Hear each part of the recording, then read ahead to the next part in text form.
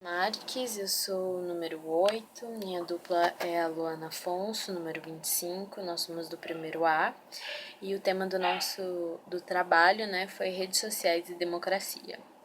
Bom, começando por democracia. É um sistema de governo que apresenta condições denominadas por poliarquia, ou como a gente pode chamar, o governo de muitos ou o governo do povo, onde o povo decide o que acontece, ou pelo menos deveria. Uma espécie de democracia que consegue absorver melhor o que está acontecendo na sociedade, consegue ver as diferenças na sociedade e decidir e refletir melhor sobre a vontade do povo. Algumas características desse governo são o respeito à minoria e a busca pela equidade, a liberdade de expressão, o direito ao voto, um sistema de governo onde a população tem o direito de escolher o seu governante, quem elas querem que estejam as representando, poder expressar a sua própria opinião. Mas um problema que, na minha opinião, as redes sociais trouxeram é que hoje as pessoas discutem muito sobre o que é liberdade de expressão.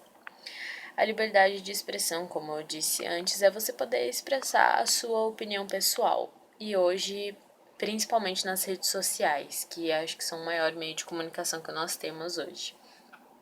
Mas as pessoas elas vêm causando muitos atritos sobre liberdade de expressão, sobre eu falar de um assunto que eu sou contra e a pessoa vir falar que eu estou tendo um discurso de ódio ou o contrário. Então, as redes sociais elas acabam interferindo muito nisso.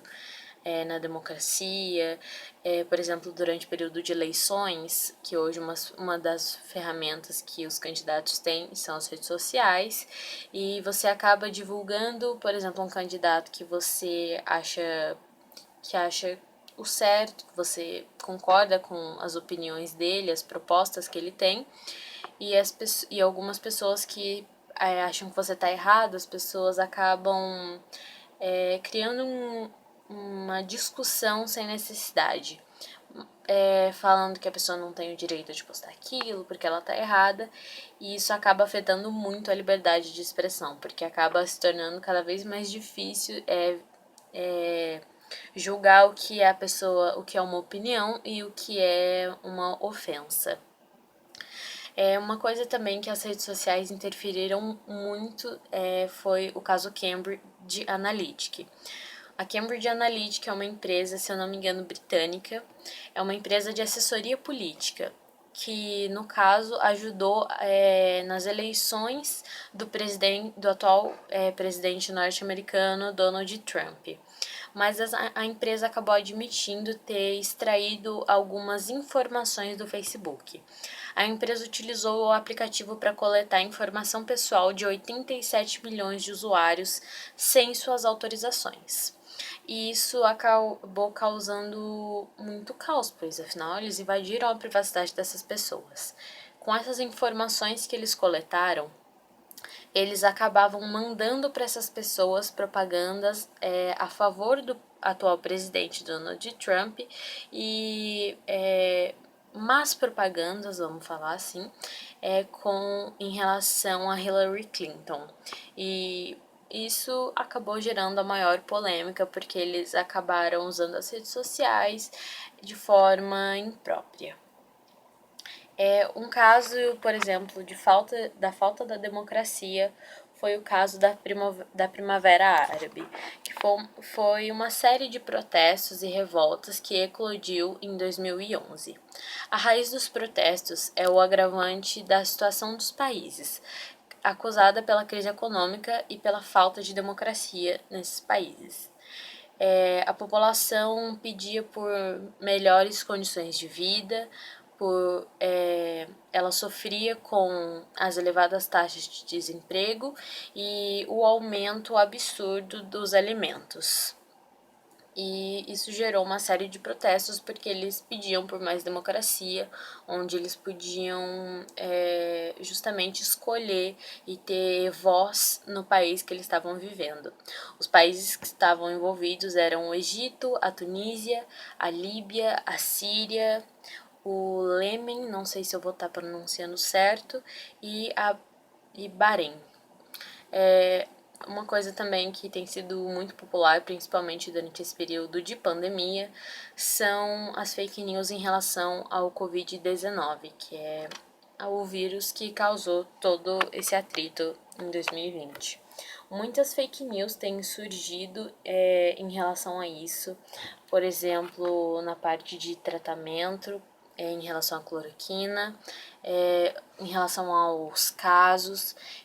Tiveram algumas cidades que foi apresentado um número absurdo, mas quando foram reconferir esses números, muitos pacientes haviam morrido, por exemplo, de ataque cardíaco e foi constado no laudo médico que era Covid-19.